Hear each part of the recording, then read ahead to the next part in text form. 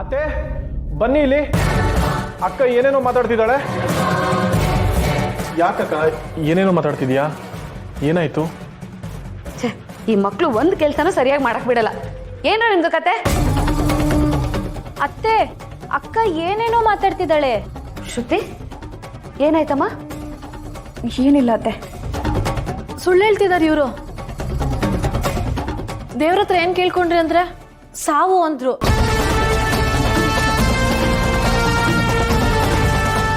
ನಮ್ಗೆಲ್ಲ ಭಯ ಆಯ್ತು, ಅದಕ್ಕೆ ನಿಮ್ಮನ್ನ ಕರೆದ್ವಿ. ಶ್ರುತಿ, ಏನೇ ಇದು? ಮದುವೆ ಹತ್ರ ಇಟ್ಕೊಂಡು ಇದೆಂತ ಅಪಶಕನದ ಮಾತೆ? ಏನಿಲ್ಲ ಅತ್ತೆ, ಅದು ನಾನು ಸಾಯೋ ತನಕನೂ ನೀವೆಲ್ಲ ನನ್ನ ಜೊತೆನೇ ಇರಬೇಕು ಅಂತ ದೇವ್ರ ಹತ್ರ ಕೇಳ್ಕೊಂಡೆ ಅಂತ ಹೇಳ್ತಿದ್ದೆ. ಇವರು ಅದನ್ನು ಸರಿಯಾಗಿ ಕೇಳಿಸ್ಕೊಳ್ದೆ ನಿಮ್ಮನ್ನು ಗಾಬರಿ ಮಾಡ್ತಿದ್ದಾರೆ. ಅಷ್ಟೇನಾ?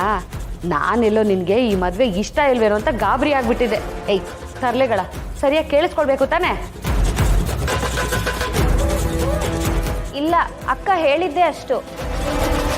ಅಂಕು, ಅಲ್ಲಿ ಅಡುಗೆ ಮನೇಲಿ ಸುಮಾರು ಕೆಲಸ ಇದೆ, ಹೋಗಿ ನೋಡು. ಪಾಪ ನಮ್ಮ ಶ್ರುತಿ, ಸುಮ್ಮನೆ ಅವಳನ್ನ ನೀವೆಲ್ಲರೂ ಸೇರಿ ಗಾಬರಿ ಮಾಡ್ತೀರಾ.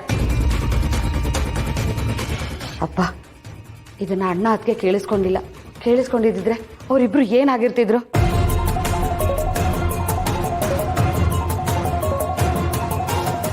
ಅಪ್ಪ ದೇವ್ರೆ, ನಮ್ಮ ಶ್ರುತಿ ಮದುವೆ ಯಾವ ತೊಂದರೆನೂ ಆಗದೆ ಇರೋ ಹಾಗೆ ಚೆನ್ನಾಗಿ ನಡೆಯೋ ಹಾಗೆ ಮಾಡಪ್ಪ. ನನ್ನ ಮದುವೆ ಇವರೆಲ್ಲರ ಕನಸು. ಎಷ್ಟೊಂದು ಆಸೆ ಇಟ್ಕೊಂಡಿದ್ದಾರೆ. ಏನಾದರೂ ಹೆಚ್ಚು ಕಮ್ಮಿ ಆದರೆ ಅದನ್ನು ನಾನು ಕಣ್ಣಾರೆ ನೋಡಬೇಕು. ಜೀವನ ಪೂರ್ತಿ ಆ ಪಾಪ ಪ್ರಜ್ಞೆ ನನ್ನ ಕಾಡ್ತಿರುತ್ತೆ. ಆ ಕೊರಗೋ ಜೀವನ ನನಗೆ ಉಳಿಯತ್ತೆ. ದೇವ್ರೆ, ಎಂಥ ಇಕ್ಕಟ್ಟಿನ ಪರಿಸ್ಥಿತಿಲಿ ನನ್ನ ಸಿಕ್ಕಾಕ್ಸಿದ್ಯಪ್ಪ. ಇಲ್ಲ, ಹಾಗೇನಾಗಲ್ಲ. ನನ್ನ ಮದುವೆಯಿಂದ ಯಾರಿಗೂ ಏನು ತೊಂದರೆ ಆಗಲ್ಲ.